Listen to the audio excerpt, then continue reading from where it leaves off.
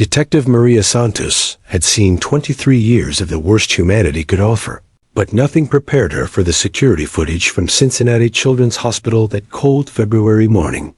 She pressed replay for the dozenth time, watching 7-year-old Lily Chun huddle in the corner of examination room 4, like a wounded animal seeking the darkest possible hiding place.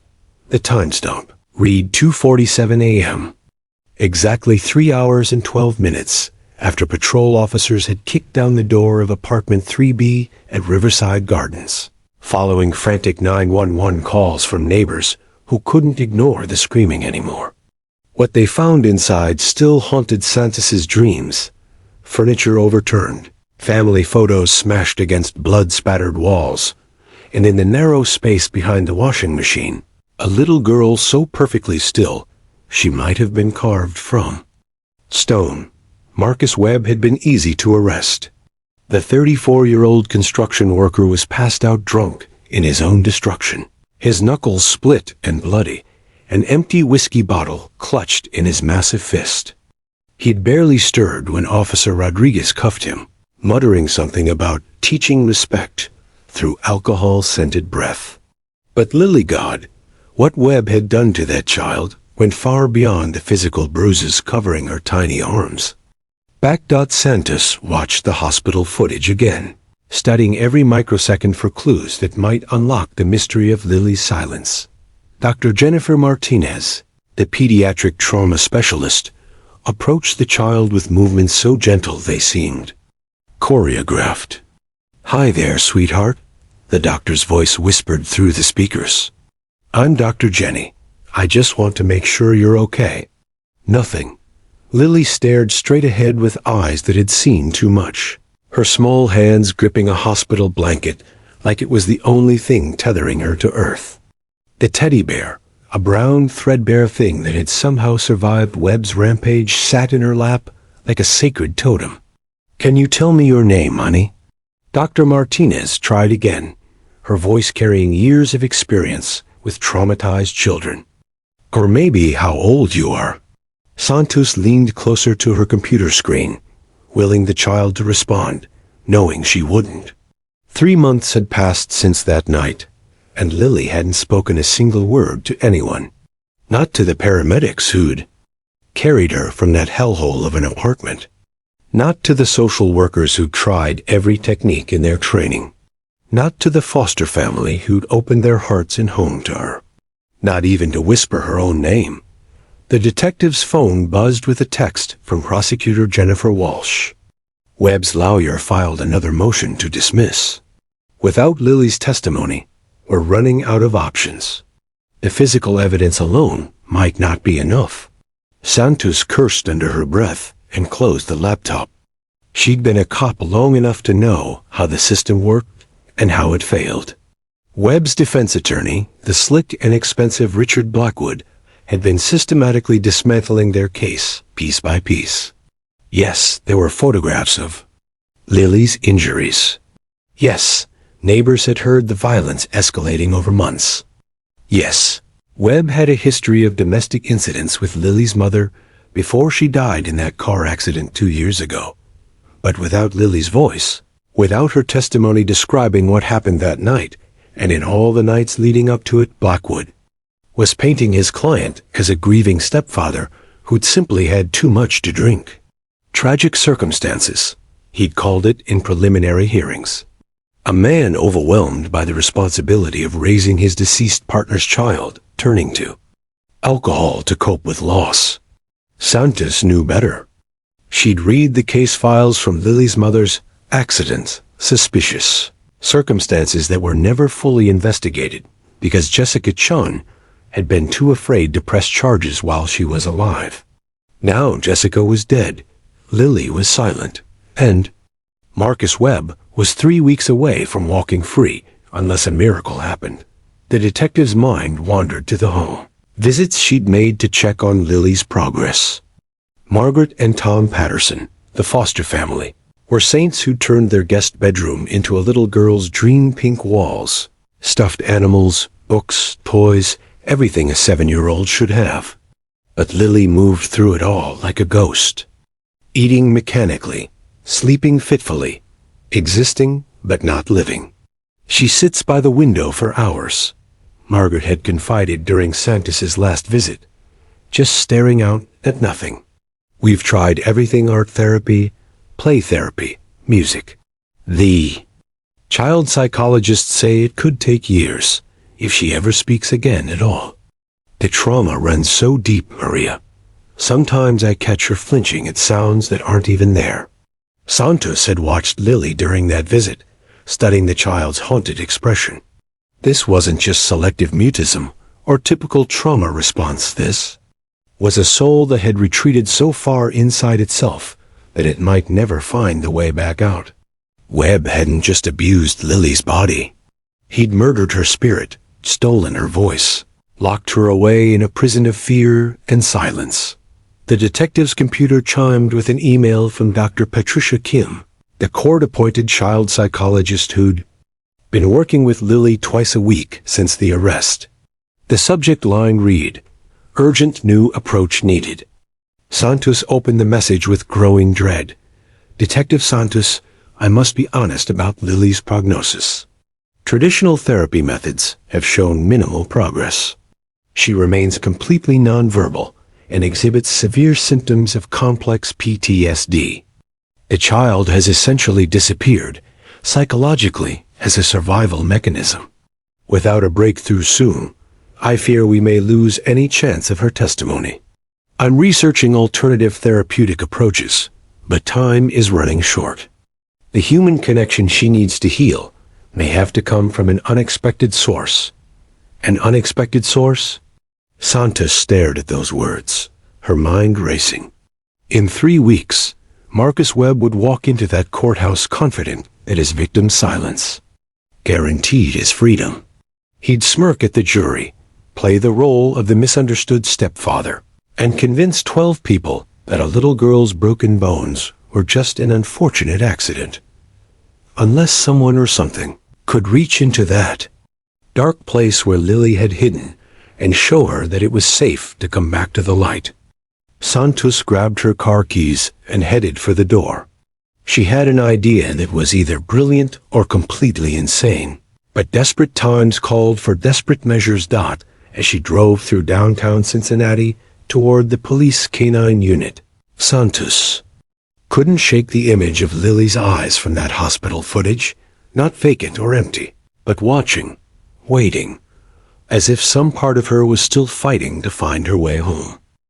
Officer Ryan Mitchell never thought his life would revolve around the opinion of a four-legged partner, but Rex had taught him more about human nature in 3 years than his previous decade on the force. As he pulled into the Cincinnati Police Canine Training Facility that Thursday morning, Mitchell watched Rex in the rearview mirror, noting how the German Shepherd's intelligent amber eyes tracked every movement in the parking lot with laser focus. Rex wasn't just any police dog. While his littermates had gone into narcotics detection, explosive ordnance disposal, or criminal apprehension, Rex had shown an extraordinary gift that couldn't be taught in any training manual. He could see straight into broken souls and somehow convince them they were worth healing. The transformation had started 18 months ago, during what should have been a routine domestic disturbance call. Mitchell and Rex had responded to reports of a man threatening his family with a baseball bat in the North Side district. When they arrived, they found 8-year-old Marcus Williams hiding under his bedroom bed, so traumatized by watching his father's violent episode that he couldn't speak or move. While Mitchell and his partner dealt with the arrest, Rex had done something unprecedented. Without any command or encouragement, the dog had lain down outside the boy's bedroom door and waited. For 4 hours, Rex remained motionless, occasionally letting out soft whines that sounded almost like reassurance. When Marcus finally crawled out from under the bed, his first words in 6 hours were whispered to Rex. "Are you staying with me?" That incident caught the attention of Captain Sarah Rodriguez, who'd been researching victim assistance programs in other departments. She'd read about therapy dogs in Los Angeles and Miami, specially trained animals that helped traumatized witnesses through the legal process. But Rex's natural ability seemed to surpass anything she'd encountered in the literature. Mitchell. She'd called him into her office the next week. "I've got a proposition that's either going to make you a pioneer or get us both laughed out of the department."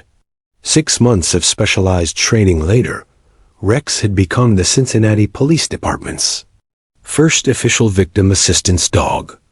The transformation was remarkable, not just in Rex, but in the cases he touched. Children who hadn't spoken in weeks would whisper secrets to his fur. Domestic violence victims who were too terrified to testify found courage when Rex lay beside the witness stand. Even hardened criminals seemed affected by his presence, as if his pure spirit reminded them of something good they'd lost long ago. Mitchell's phone buzzed as he clipped Rex's leash. Detective Santos was calling, and her voice carried an urgency he'd learned to recognize over their months of collaboration. "Ryan, I need Rex. Now, we've got a case that's about to fall apart, and I think your partner might be our only shot at justice." "What's the situation?" Mitchell asked, already knowing he'd say yes. Santos didn't make desperate calls without good reason. 7-year-old girl, Lily Chun. Stepfather beat her nearly to death 3 months ago. She hasn't spoken since complete psychological retreat. Trial starts in 3 weeks, and without her testimony, Marcus Webb walks free to hurt someone else. Mitchell felt his stomach tighten. Child abuse cases hit him the hardest, especially since becoming a father himself, too. Years ago, his daughter Emma was 6, just a year younger than this Lily girl.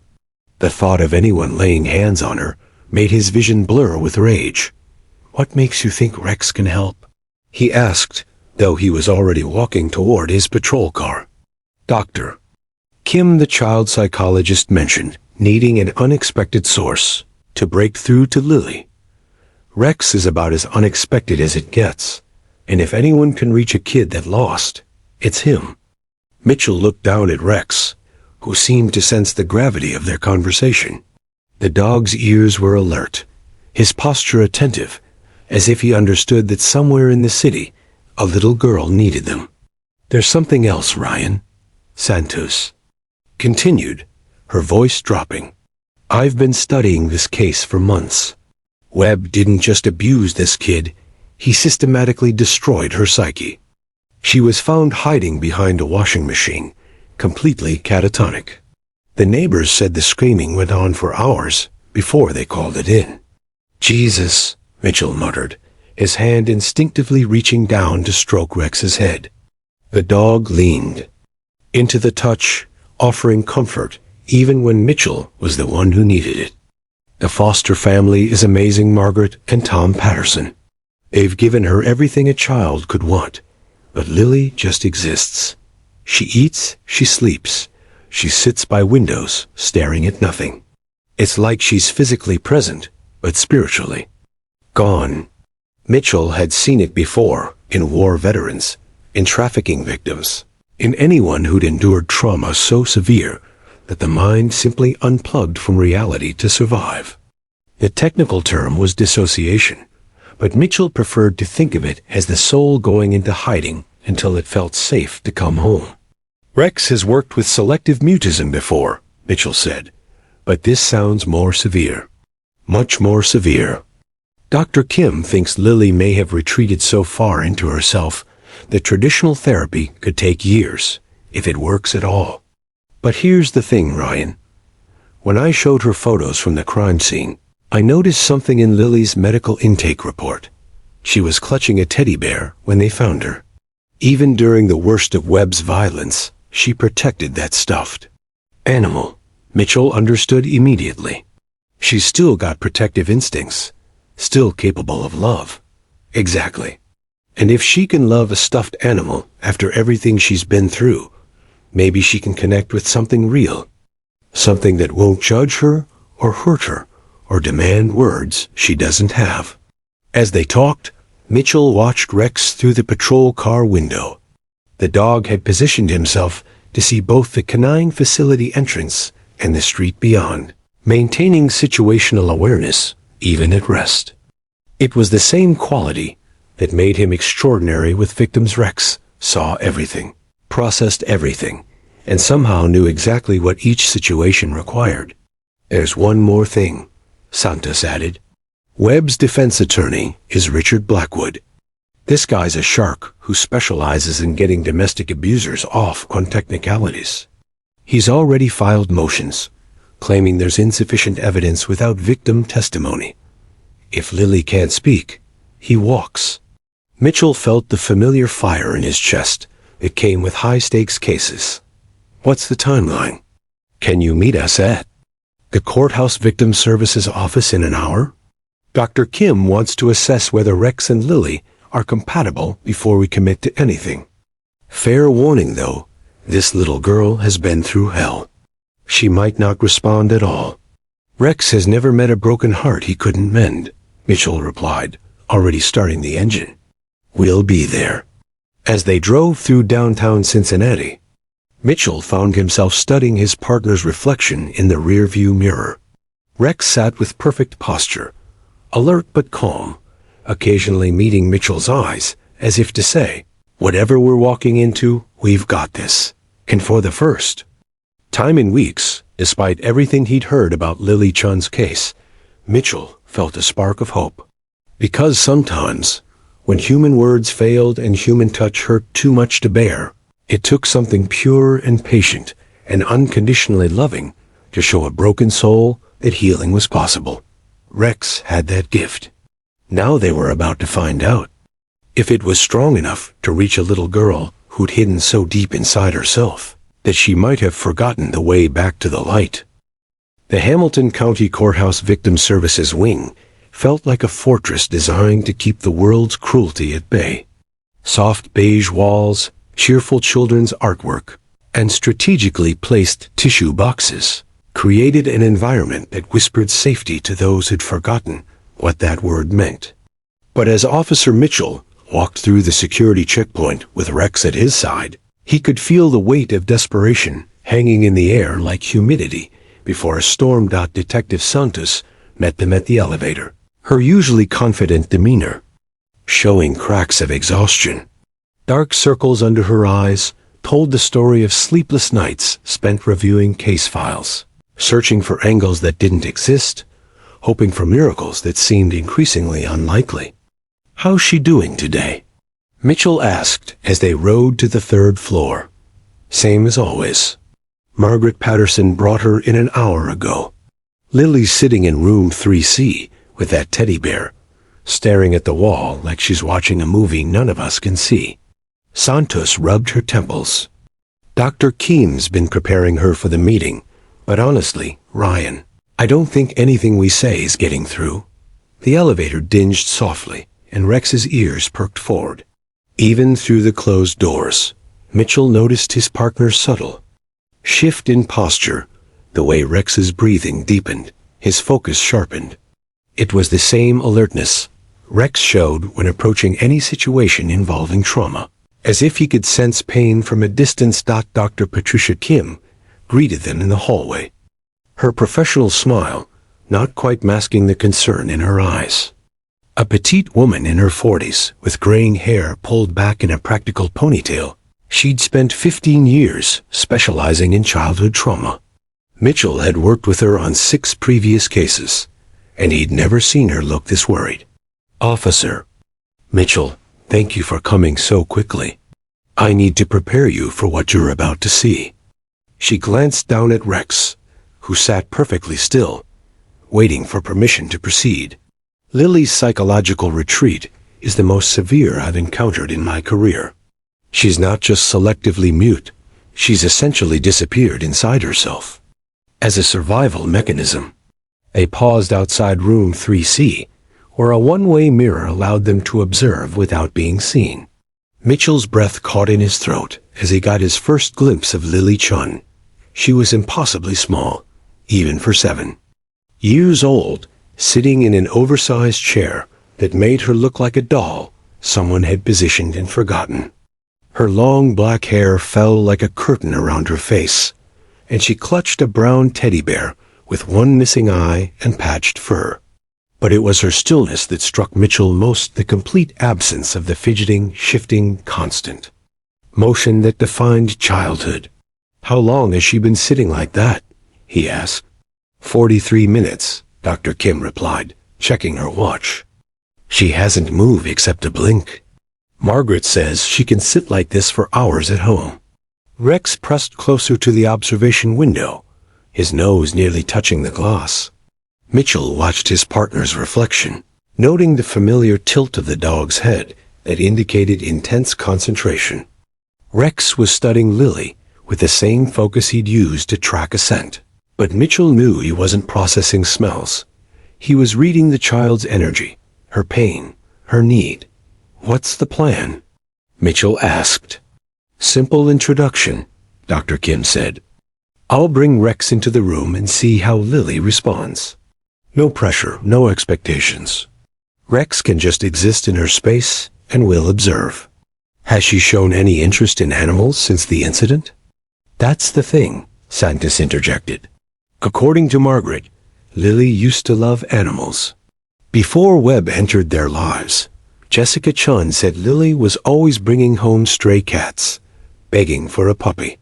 But since the trauma, she hasn't responded to anything living, not the Paterson's golden retriever, not even a neighbor's kitten that walked right up to her." Mitchell felt a familiar knot form in his stomach.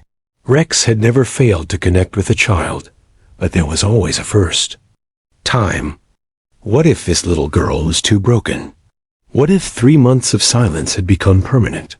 "There's something else," Dr. Kim continued. "I've been working with Lily twice a week since the incident. Yesterday was the first time I saw any emotional response at all. I was reading her a story about a lost puppy, and for just a moment, her grip on the teddy bear tightened. It was subtle, but it was something." Rex whined softly, and Mitchell realized his partner was growing impatient. The dog could sense that somewhere beyond this glass was someone who needed him, and waiting went against every instinct he possessed. "He's ready," Mitchell said. "Question is, are we?" Margaret Patterson emerged from the family consultation room, her kind face etched with worry. A woman in her 50s who'd fostered 12 children over the past decade, she'd seen trauma's many faces. But Lily's case had tested even her considerable experience. "She knows something's happening today," Margaret told them quietly. "This morning, for the first time since she's been with us, she chose what to wear. Usually, I have to dress her like she's a mannequin, but today she pointed to the blue dress with the butterflies, and she made sure to bring Mr. Bear." She gestured toward the teddy bear visible through the window. "Mr. Bear?" Mitchell asked. "That's what she called him before everything changed. According to her case files, that bear was a gift from her mother before Jessica died. Lily's protected him through everything, even when Webb was destroying their apartment. She managed to keep Mr. Bear safe." Dr. Kim checked her notes. "That level of protective behavior suggests Lily's capacity for attachment is still intact, even if it's dormant. If she can love that bear after everything she's experienced, the neural pathways for connection are still there." Mitchell looked out at Rex, who seemed to be absorbing every word of their conversation. Sometimes Mitchell swore his partner understood human speech better than most humans did. "All right," Dr. Kim said, straightening her shoulders. "Let's see if we can work some magic." They entered the consultation room quietly, Mitchell keeping Rex on a loose leash. The moment they crossed the threshold, something shifted in the atmosphere. Lily's head didn't move, but Mitchell caught the slightest change in her breathing pattern. She was aware of their presence. Rex stopped just inside the door, his training taking over.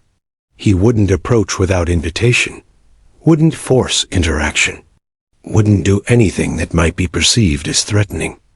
Instead, he simply lowered himself into a down position and waited.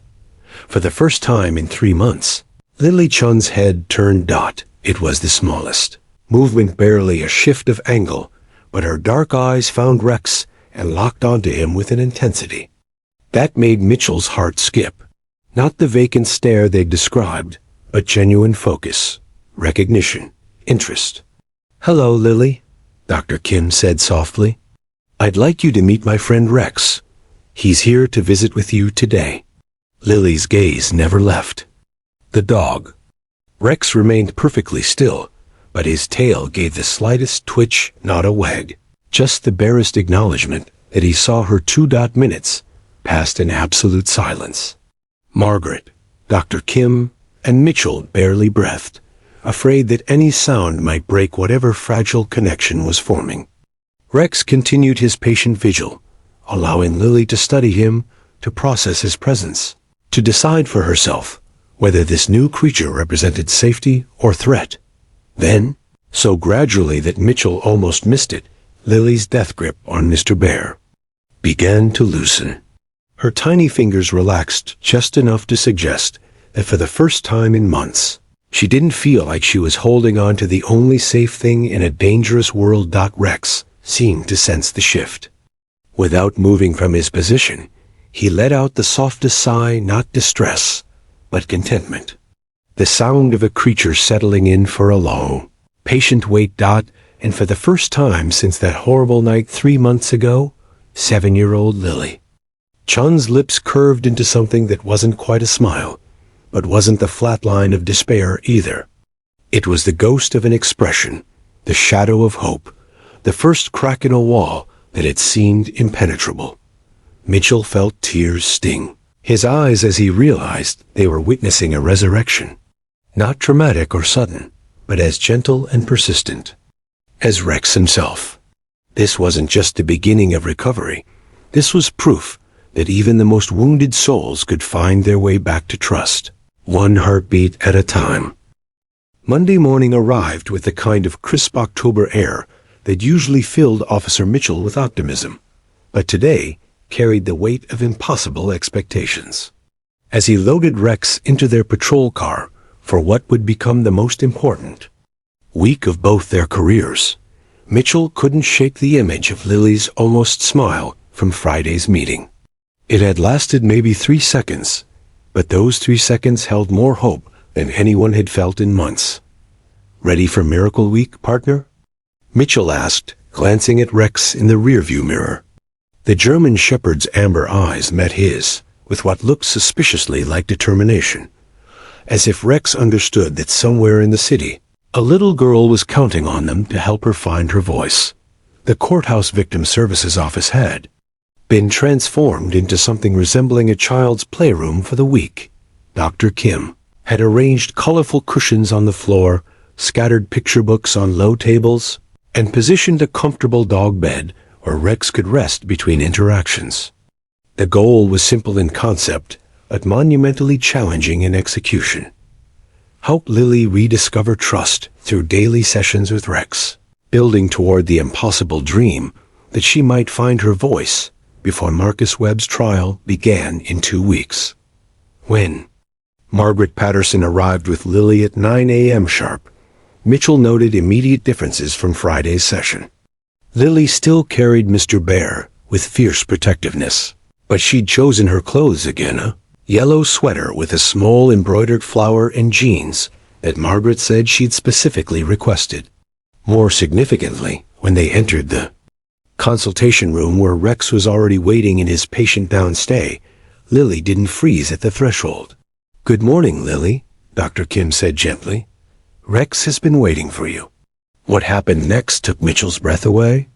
Instead of being positioned in the chair by adults, Lily actually walked on her own initiative to within 8 feet of Rex and sat down cross-legged on the carpet.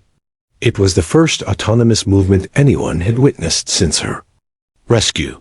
Rex's tail twitched once in acknowledgement, but he remained perfectly still, allowing Lily to control the distance between them. His training had taught him that with traumatized children, patience wasn't just a virtue, it was everything. Let them set the pace. Let them choose the level of interaction. Let them discover safety in their own time. For 47 minutes, They simply existed in the same space. Lily studied Rex with the intensity of a scientist observing a fascinating specimen, while Rex demonstrated the art of non-threatening presence. Occasionally, when a distant door slammed or footsteps echoed in the hallway, Lily would tense and grip Mr. Bear tighter, but her eyes never left Rex. She seemed to find something calming in the dog's steady breathing. His unwavering calm. Tuesday brought the first physical breakthrough. Lily arrived wearing a blue dress with tiny dogs printed on the fabric, a choice that made Margaret tear up in the parking lot. She spent 10 minutes going through her closet, Margaret whispered to Mitchell. 10 whole minutes making a decision about something she wanted.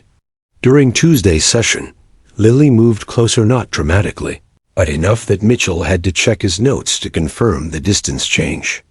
6 feet instead of 8. When Rex shifted to lie on his side instead of sitting at attention, Lily tilted her head with what looked like curiosity. It was the most animated expression anyone had seen since a rescue. "She's studying him, Doctor," Kim observed through the one-way mirror, processing his body language, his intentions. "She's trying to figure out if he's safe." Wednesday brought rain, and what Dr. Kim later called the breakthrough that changed everything. Lily arrived carrying not just Mr. Bear, but a picture book, The Runaway Bunny, by Margaret Wise Brown. For the first time since entering foster care, she'd specifically asked for something. When they entered the consultation room, Lily surprised everyone by sitting only 4 feet from Rex. More shocking still, she opened the book and began moving her lips as if reading, though no sound emerged. She was reading silently to herself, but positioned so Rex could see the pictures. Rex seemed to understand the honor being bestowed upon him. He lifted his head slightly, appearing to study each page as Lily turned them. When she reached the part where the little bunny imagines becoming a fish to swim away from his mother, Rex's ears perked forward as if he was genuinely invested in the story's outcome. "She's sharing something she loves with him," Margaret whispered, tears flowing freely. "She's never shared anything with anyone since that night." Thursday brought the moment that made everyone believe miracles were possible. Lily arrived early, practically dragging Margaret through the courthouse hallways.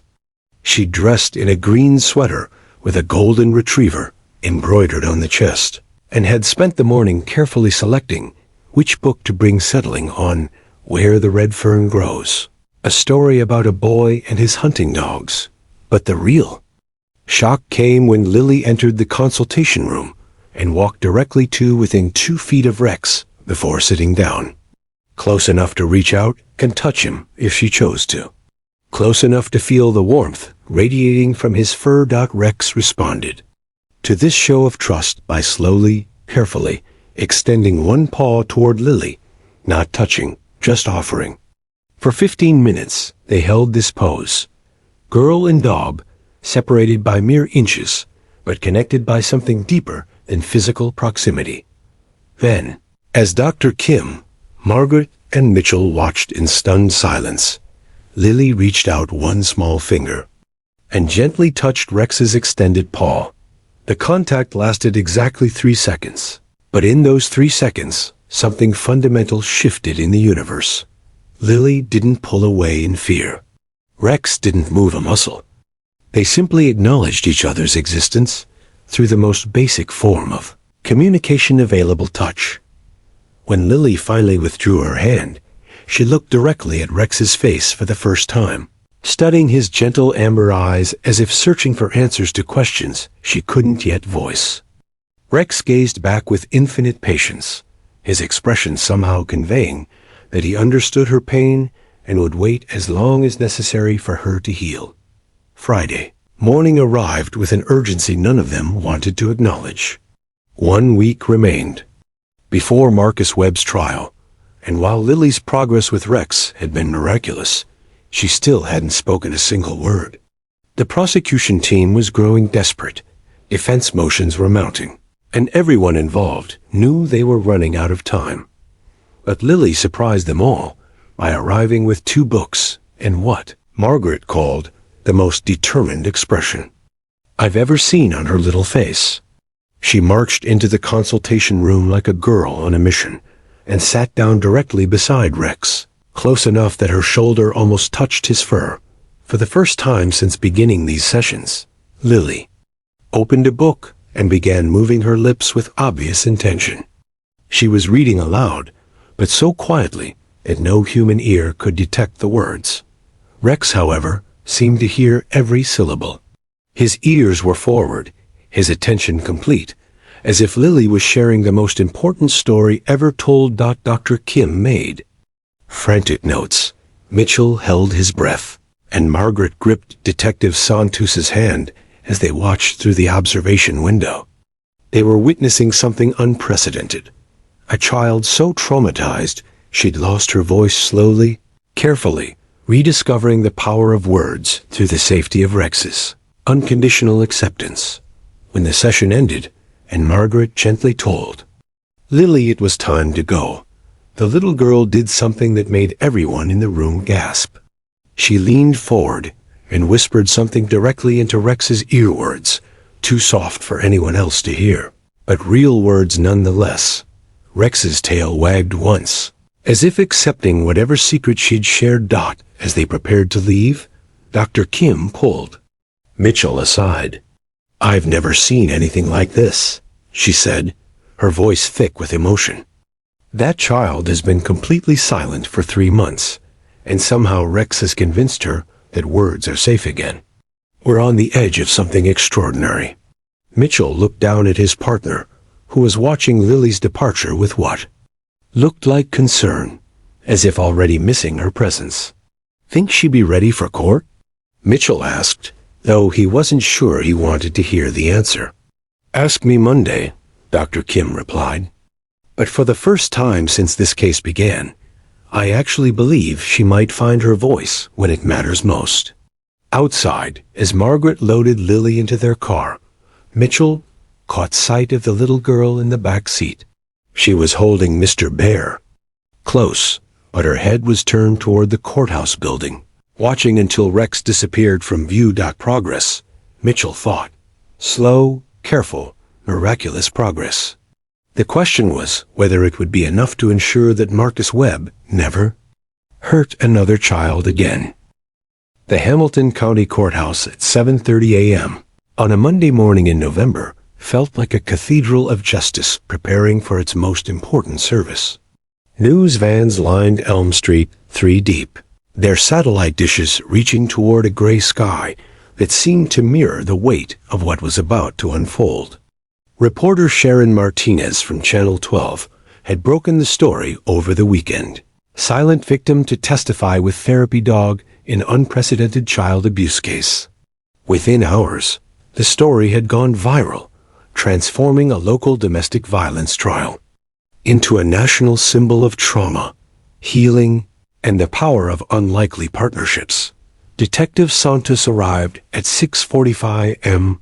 to find the media circus already in full swing. She'd spent the weekend fielding calls from prosecutors in 12 states, all wanting to know about the legal precedent they were setting. Judge Patricia Reynolds had granted the extraordinary request for Rex to accompany Lily during testimony. After reviewing a 30-page brief from the prosecution, complete with psychological evaluations, therapy dog certification documents, and Dr. Kim's detailed progress reports from the past month, unprecedented but not prohibited, Judge Reynolds had ruled, given the victim's age, the severity of trauma, and the documented therapeutic relationship with the animal, I find that allowing the therapy dog's presence serves the interests of justice while protecting the witness's well-being.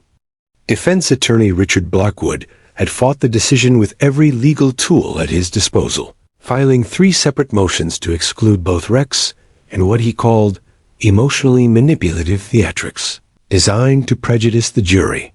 All 3 motions had been denied, but Blackwood's public statements to the press revealed his strategy: paint the prosecution as exploiting a damaged child for dramatic effect. They're turning this courtroom into a circus. Blackwood had told reporters. On the courthouse steps Friday evening. My client deserves a fair trial based on evidence, not sympathy for a dog. Officer Mitchell had arrived at 5 a.m. to walk Rex through the courthouse building while it was still empty, allowing his partner to familiarize himself with the layout. Sounds and smells of the environment where he'd need to work his magic. Rex had padded through the hallways with his usual calm alertness. But Mitchell noticed subtle signs of the dog's heightened awareness, ears slightly more forward, breathing deeper, the way Rex's eyes tracked every shadow and corner. "This is it, buddy," Mitchell whispered as they stood in the empty courtroom where Lily would testify. "Everything we've worked for comes down to today." Rex had positioned himself beside the witness stand and sat perfectly still for 10 minutes, as if memorizing the exact spot where he'd need to provide comfort when it mattered most. When they finished their reconnaissance, Rex looked up at Mitchell with an expression that seemed to say, "I'm ready. The question is whether everyone else is." By 8:15 a.m., the hallways buzzed with controlled chaos. Prosecutor Jennifer Walsh huddled with her team, reviewing testimony notes that had been refined dozens of times over the past month. Victim advocate Maria Gonzalez coordinated with court security to ensure Lily's path to the courtroom would be as private as possible. Dr. Kim made final adjustments to the communication strategies they developed, preparing for every possible scenario they might encounter. Margaret Patterson sat in the family consultation room with Lily, both of them dressed as if for the most important day of their lives. Lily wore the navy blue dress with tiny embroidered flowers that she'd specifically chosen the night before spending nearly an hour in her closet making the decision.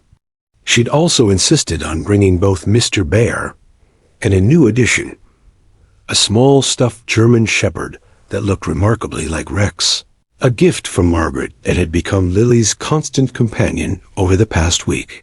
"Remember what we talked about," Margaret said gently, smoothing Lily's hair. "You don't have to be afraid.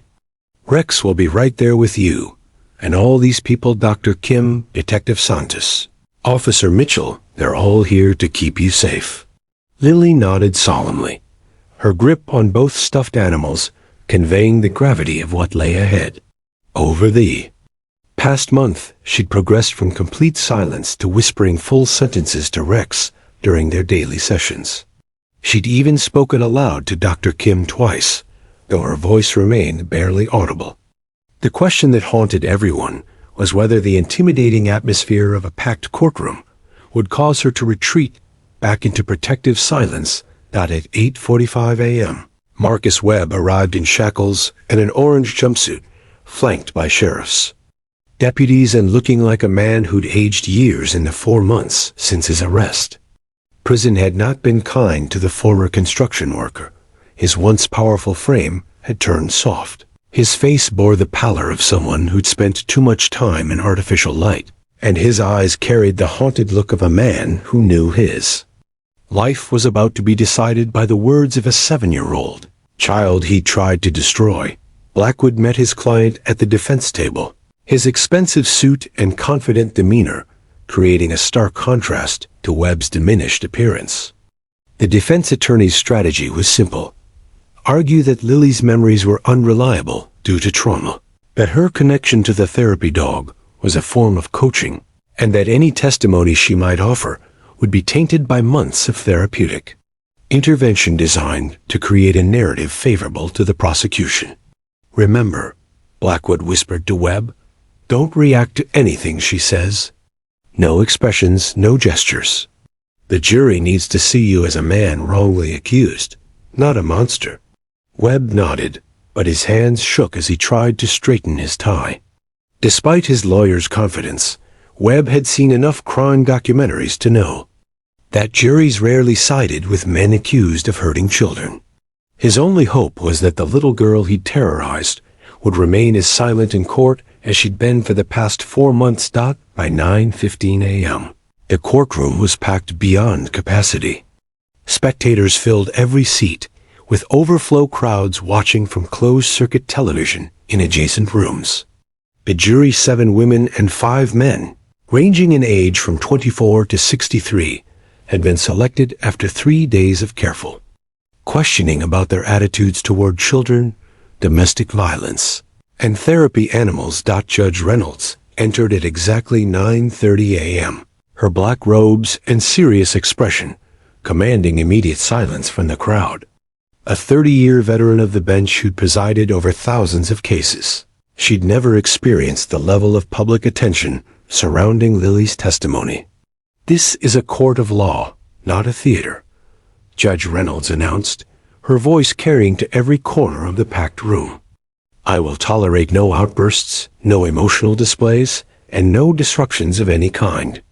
Anyone who cannot maintain appropriate courtroom decorum will be removed immediately." Prosecutor Walsh stood to address the court, her opening statement already refined through weeks of preparation. "Your Honor, the state calls its first witness, Lily Chun." The courtroom fell into absolute silence, the kind of quiet that seemed to have physical weight. Every eye turned toward the back of the room as the doors opened to reveal a sight that would be burned into everyone's memory forever. A tiny 7-year-old girl walking slowly down the aisle, holding the hand of her foster mother, while beside them walked a magnificent German shepherd, whose calm presence seemed to radiate protection and strength. Lily's steps were measured and deliberate, her eyes fixed straight ahead, as if she'd rehearsed this walk 1,000 times. Mr. Bear was tucked securely under her left arm, while her right hand maintained its death grip on Margaret's fingers.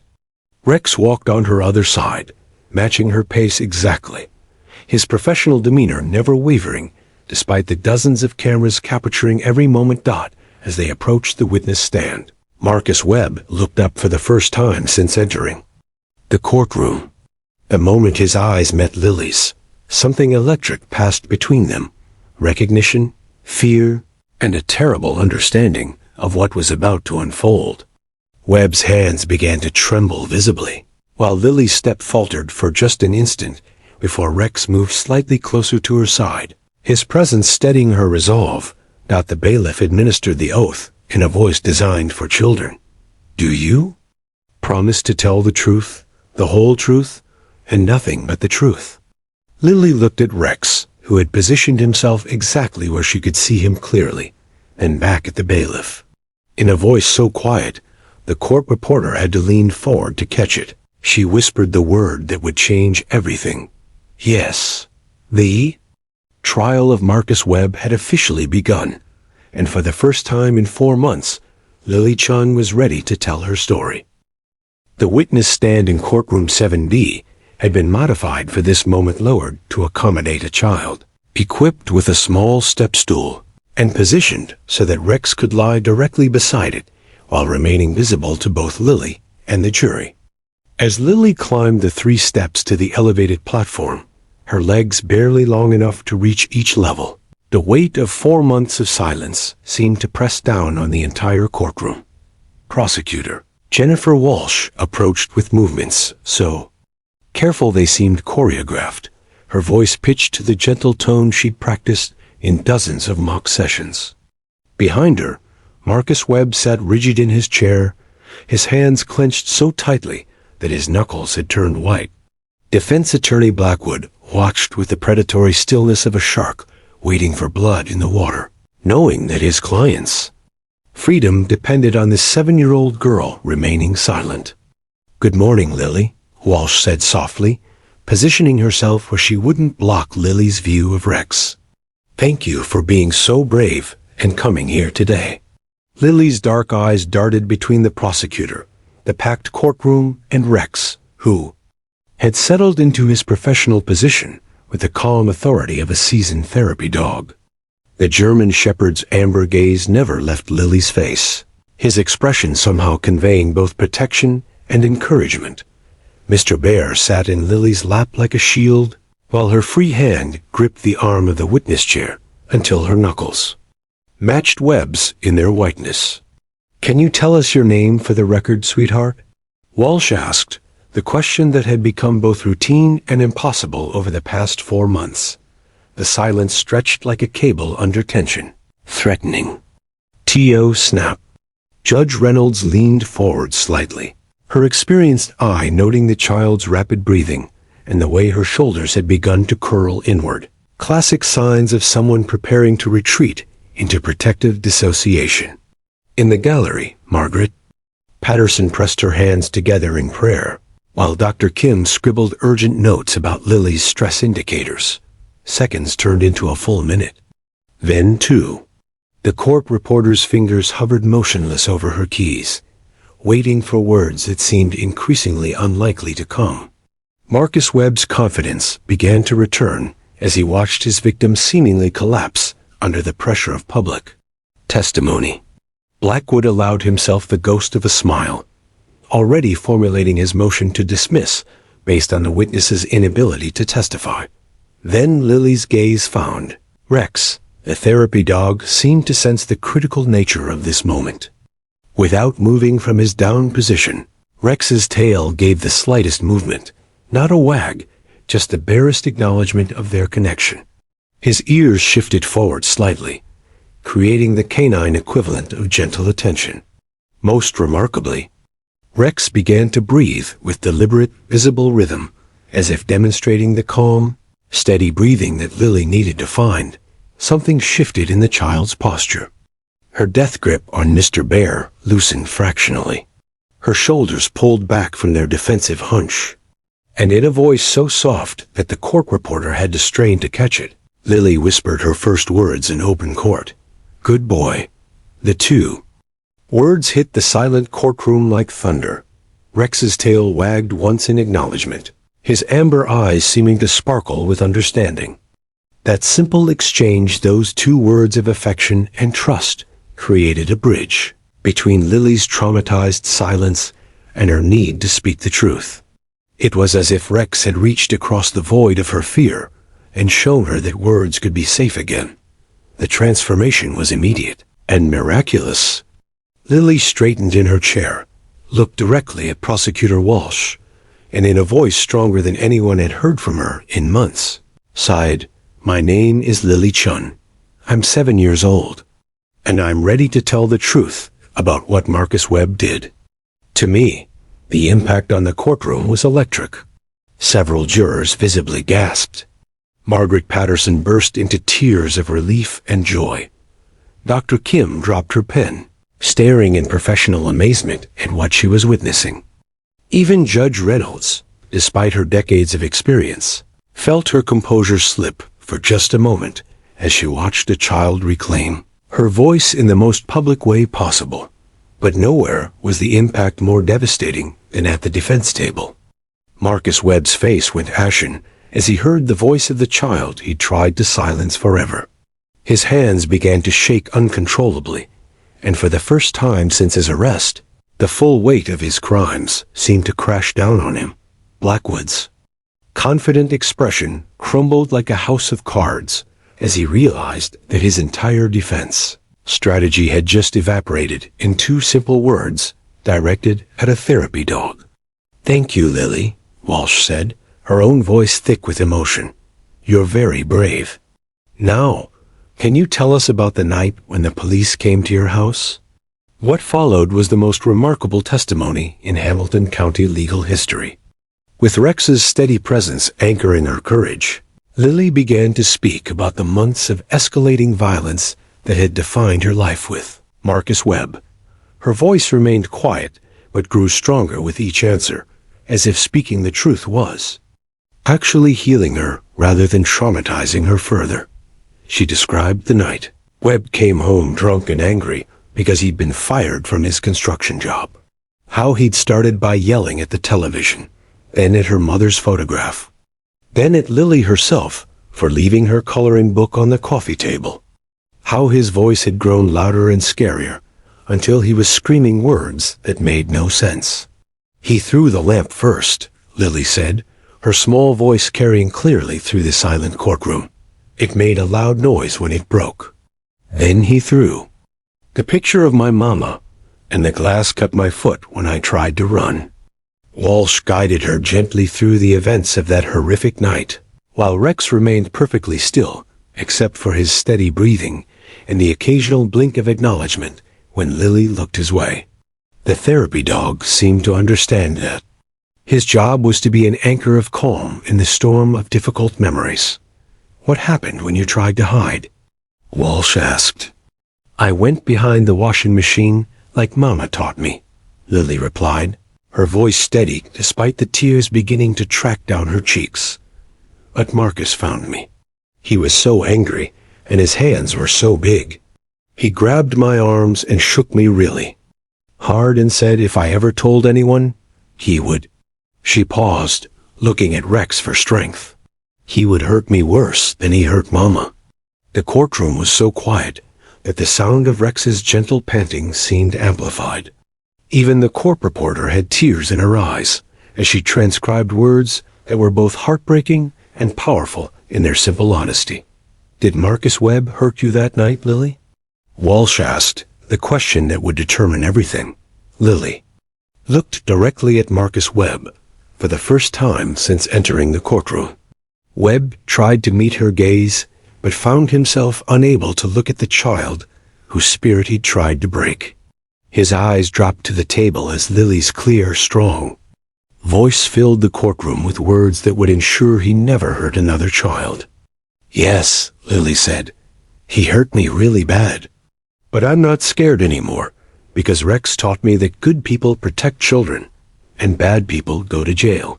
In that moment, everyone in courtroom 7B knew that justice had found its voice through the courage of a 7-year-old girl and the unwavering support of a therapy dog who'd shown her that some bonds are stronger than fear. Marcus Webb's reign of terror was over, ended not by police or prosecutors or judges, but by 2 words of love, spoken to a dog who'd proven that healing was possible. The cross-examination that Richard Blackwood had been planning for months crumbled before it began.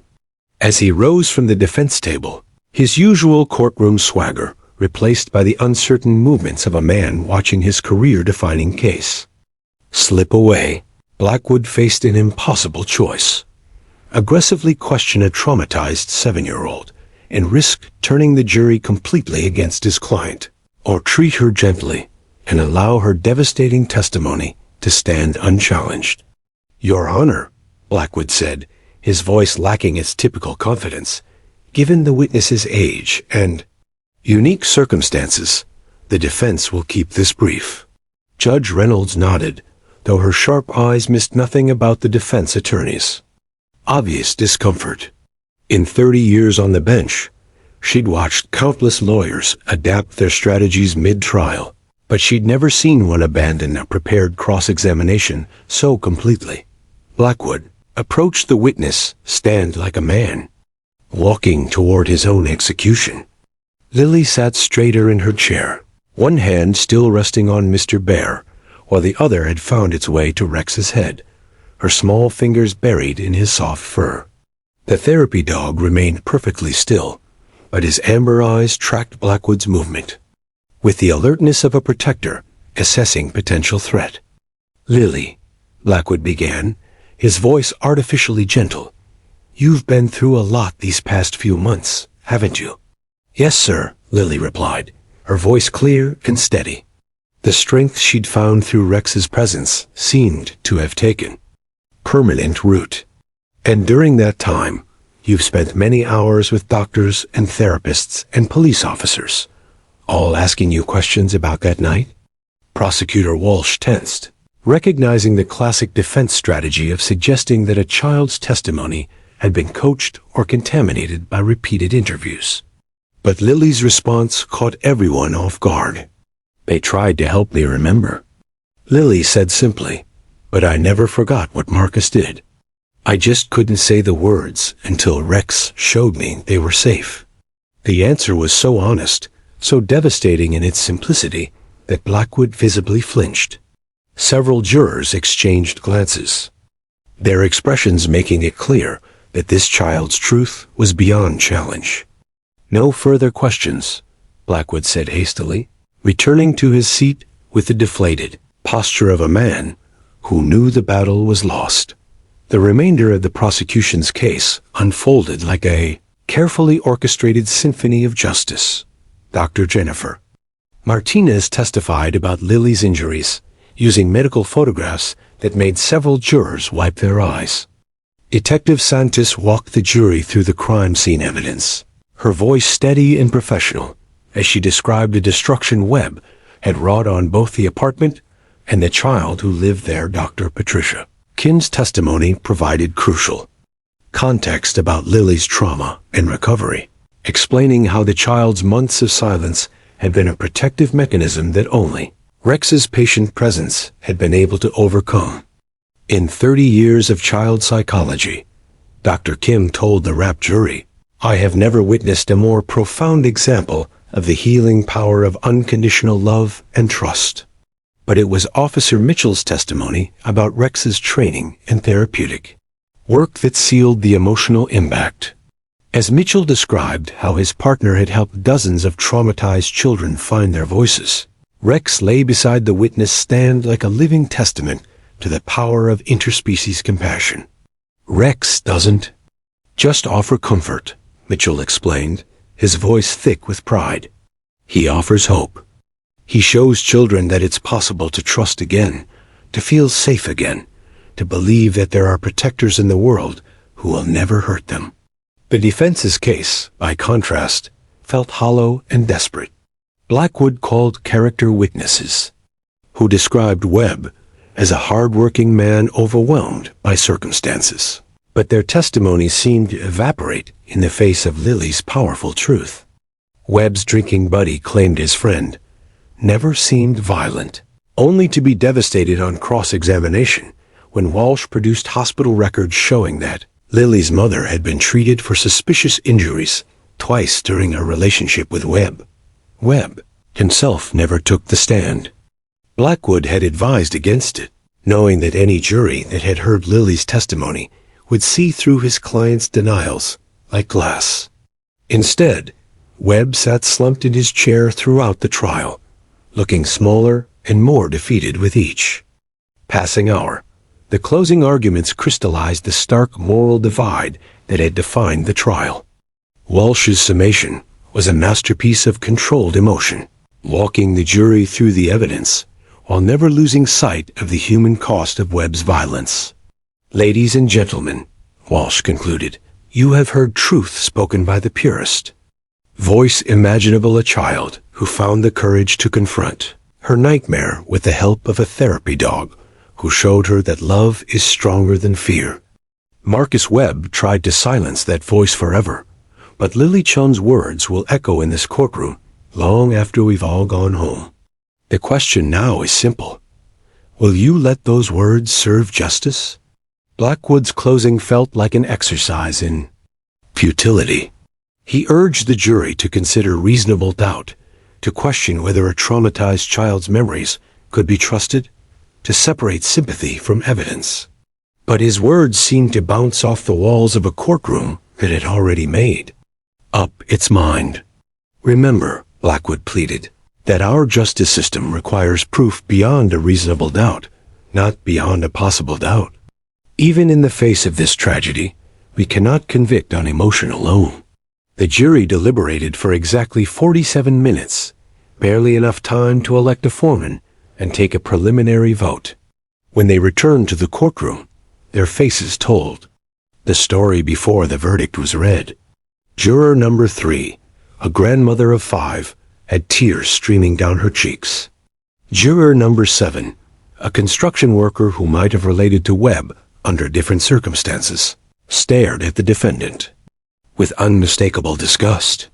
"Have you reached a verdict?" Judge Reynolds asked.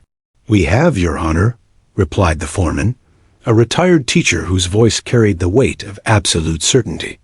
"On the charge of aggravated domestic violence, how do you find?" "Guilty." "On the charge of child endangerment?" "Guilty." "On the charge of assault with intent to cause serious bodily harm?" "Guilty." Each word hit Marcus Webb like a physical blow. His shoulders sagged further with every count, until he was almost doubled over in his chair. For the first time since His arrest, Webb began to cry not tears of remorse, but the desperate sobs of a man, finally understanding that his actions had consequences. At the prosecution table, Lily sat in Margaret's lap, her small hands still intertwined with Rex's fur. When the final guilty verdict was read, she looked up at her foster mother with eyes that seemed older and wiser than her 7 years. "Is it over?" she whispered. "It's over, sweetheart," Margaret replied, her own voice choked with emotion. "You did it. You told the truth, and now everyone knows how brave you are." Judge Reynolds scheduled sentencing for the following week, but her preliminary comments left no doubt about Webb's fate. "Mr. Webb," she said, her voice carrying the full authority of the law, "you have been found guilty of crimes that strike at the very heart of what we hold sacred, the protection of children. Your actions have scarred a child who trusted you, and your sentencing will reflect the gravity of those actions." As the courtroom began to empty, Lily remained at the prosecution table, unwilling to leave Rex's side. The therapy dog seemed to understand that his work wasn't quite finished. He stayed perfectly still as Lily buried her face in his fur, finally allowing herself to cry not tears of fear or pain, but tears of relief and healing. Officer Mitchell watched the scene with a mixture of professional pride and personal emotion. In 3 years of partnership, he'd never seen Rex form such a profound bond with a victim. The dog seemed to know that he'd helped save more than just a case. He'd helped save a soul. Outside the courthouse, Detective Santos fielded questions from the media swarm that had followed the trial. "Justice was served today," she told the cameras, "but the real victory belongs to a little girl who found her voice and a therapy dog who showed her it was safe to use it." As the crowd dispersed and the circus of media attention moved on to other stories, Lily, Margaret, and Rex sat quietly in the victim services office, savoring the strange peace that comes after a long battle is finally won. The nightmare was over, but the healing would continue for years to come, guided by the unbreakable bond between a brave little girl and the dog who'd taught her that love really could conquer fear. 18 months after Marcus Webb was sentenced to 15 years in state prison, without possibility of parole for the first 8 years, the morning sun streamed through the windows of the Cincinnati Police K-9 training facility with the warm promise of renewal. Officer Ryan Mitchell watched through the observation window as 7-year-old Lily Chun, now 8, and radiant with confidence, knelt beside a nervous golden retriever puppy named Sunshine, her voice soft but steady as she guided the young therapy dog through basic calming exercises. "Remember, Sunshine," Lily whispered, her small hands gentle on the puppy's golden fur. "Scared children need to see that you're safe before they can trust you, just like Rex taught me." The transformation in Lily was nothing short of miraculous. Gone was the hollow-eyed, silent child who had once sat motionless for hours, replaced by a vibrant little girl whose laughter could fill a room and whose empathy seemed to flow endlessly toward any creature in need of healing. She wore a bright purple t-shirt with Junior Therapy Dog Trainer embroidered across the front, title she'd earned through 6 months of dedicated volunteer work with the expanded Cincinnati Police Victim Assistance Program. Rex lay nearby, in his usual position of patient supervision, now 11 years old, with distinguished gray around his muzzle, but still possessing the gentle wisdom that had made him legendary throughout Ohio's law enforcement community. The bond between dog and girl had only deepened over the months since the trial, evolving from therapeutic necessity into something that resembled the purest form of friendship imaginable. "She's incredible with them," Dr. Patricia Kim observed, making notes on her tablet as she watched Lily work with the 6th therapy dog candidate that month. "I've never seen a child develop such intuitive understanding of trauma response. It's as if her own healing journey gave her a roadmap for helping others." Margaret Patterson stood beside Dr. Kim, her eyes bright with the pride of a mother watching her daughter blossom into something extraordinary. The adoption had been finalized 6 months after the trial, making official what everyone's hearts had known from the beginning. Lily belonged with a family who had loved her through the darkness and celebrated every small victory on her journey.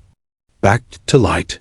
Sometimes I think she understands these animals better than the professional trainers, Margaret said, watching as Lily successfully coaxed a shy German Shepherd mix to accept gentle handling. Tom jokes that we're raising the world's first veterinary therapy dog psychologist. The expansion of the Cincinnati Police Department's Victim Assistance Program had become a model studied by law enforcement agencies across the country. Captain Sarah Rodriguez had leveraged the national attention from Lily's case to secure funding for 5 additional therapy dogs and a dedicated training facility. What had started as an experimental program with one extraordinary dog had evolved into a comprehensive support system that had already helped over 200 traumatized witnesses find their voices. Detective Maria Santos entered the observation room carrying a stack of letters that had become part of her weekly routine. "Fan mail for our celebrity," she announced, setting the correspondence on the table beside Dr. Kim.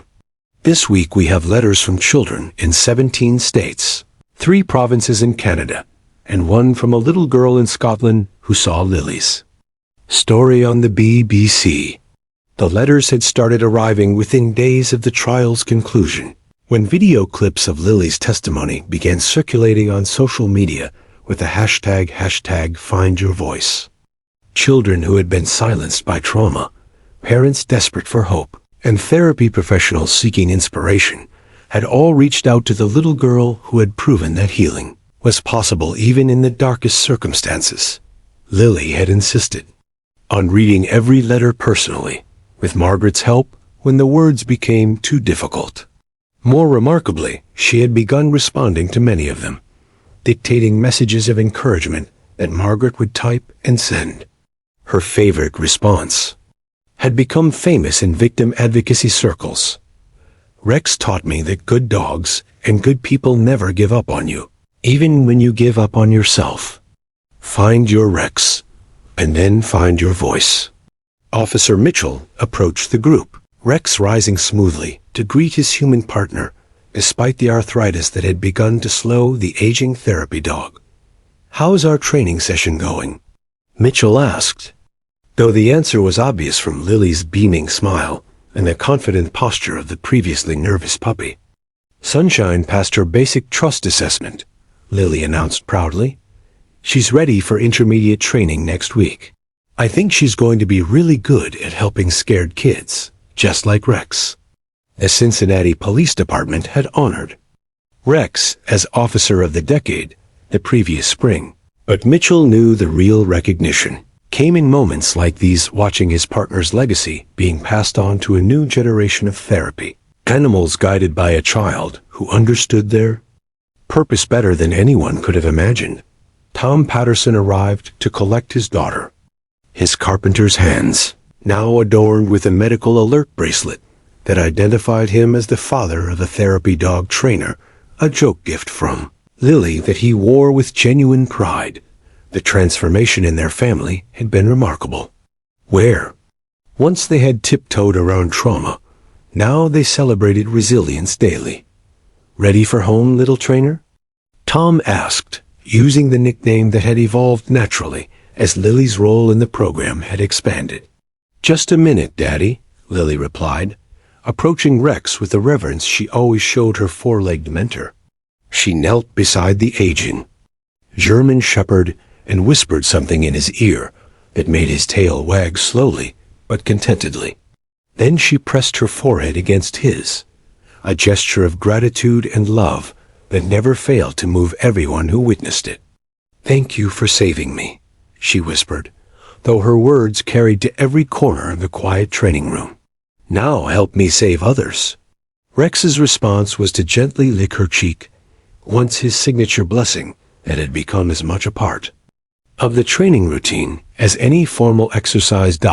As the Patterson family prepared to leave, Dr. Kim reviewed her notes from the day's observations. She's processing applications for therapy dog candidates faster than our professional evaluators, she told Mitchell. Her success rate in identifying which animals will excel in victim assistance work is approaching 90%. It's unprecedented. The following week would bring Lily's most ambitious project yet, a presentation to the National Conference on Childhood Trauma, where she would speak to over 1,000 professionals about the healing power of animal-assisted therapy. At 8 years old, she would become the youngest keynote speaker in the conference's history, sharing her story and advocating for expanded therapy dog programs in courtrooms nationwide. But perhaps the most meaningful recognition had come from an unexpected source. Marcus Webb, serving his sentence at Lebanon Correctional Institution, had written a letter of apology that had taken him 6 months to complete. In it, he acknowledged the harm he had caused and expressed genuine amazement at the strength and forgiveness Lily had shown. He had requested that a portion of his prison wages be donated to therapy dog training programs, saying it was the only way he could think of to create something positive from the destruction he had caused. Lily had chosen to forgive him, not for his sake, but for her own peace. Rex taught me that holding on to angry feelings is like carrying around a heavy rock, she had explained to Margaret. I want to use my hands for helping, not for carrying rocks. As evening approached and the training facility grew quiet, Rex settled into his favorite spot by the window, watching the sunset paint the Cincinnati skyline in shades of gold and pink. Beside him, the newest therapy dog candidates slept peacefully, preparing for tomorrow's training under Lily's gentle guidance.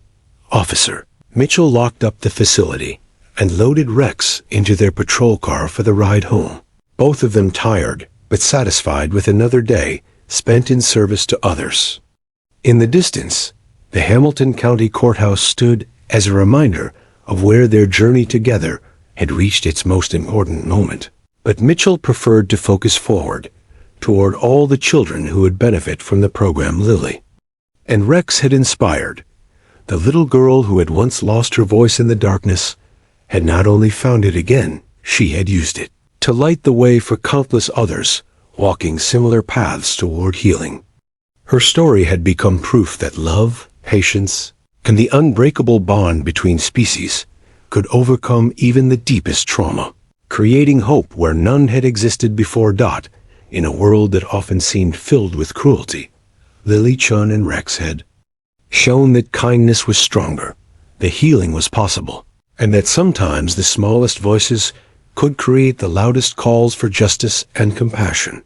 Their legacy would continue long after both had passed into memory, carried forward by every child who found their voice and every therapy dog who helped them discover it was safe to speak.